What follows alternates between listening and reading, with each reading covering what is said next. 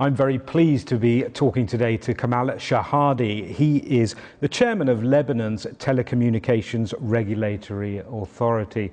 Mr. Shahadi, thank you for coming in. Just paint us a very brief picture of what the telecommunications situation is in Lebanon. Well, the telecom market in Lebanon is in the very early stages of the opening to competition, and it is poised for a major rapid growth. And I say that because we have a very high pent-up demand. Telecom services over the last few years in Lebanon have not developed in sync with the rest of the world.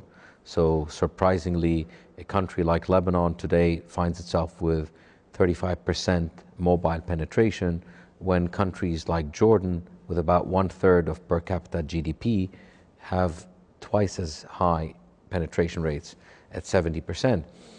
I say that because this is symptomatic of the lack of investment in telecoms that we have seen over the last 10 years in Lebanon. And Lebanon, which once was a leader, a pioneer in telecommunications, is now kind of relegated to the lower tier of telecom services, and that is about to change. Why has it taken so long for Lebanon to liberalize the market? It has taken so long because of, one, politics, the fact that this sector, this business, was dominated for a number of years by vested interests who had deep connections to the political structure that did not change in Lebanon, as you know, due to the political environment. With the changes we've seen over the last few years, the idea of going back to liberalizing the market and implementing a law that's been on the books for about 6 years finally came to fruition. It's a great frustration for many countries where English is not the first language. Much of the information, much of the content on the internet is in English, and there's really only a small fraction is in your own native language. Now, Lebanon is fairly ideally placed in the Arab world to deliver content in Arabic. Could you explain the situation there? Absolutely. This is a very good point that differentiates Lebanon from the rest of the region. Lebanon has, one, a highly educated public. Two, Lebanon has a diaspora spread all over the world. Three, Lebanon has an open society where censorship is really minimal.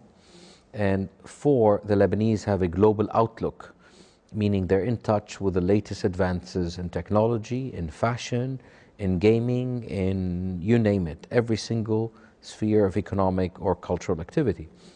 All that predisposes the Lebanese to be the catalyst for kind of a renaissance of Arabic content on the internet. Today, only 1% of the total content on the internet is in Arabic. Now, this is not, in my mind, an anomaly. It is in line with, say, publications, the print media, and so on. And just as the Arabs have been less prolific, let's say, than other cultures in the print media, they have been less prolific in producing content for the internet.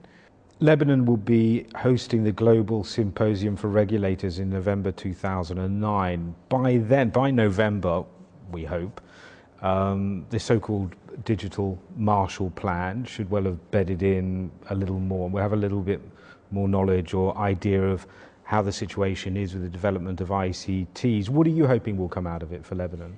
I'm hoping that the Global Symposium for Regulators meeting in Lebanon will place Lebanon back on the radar screen for telecom investors, but also for other regulators.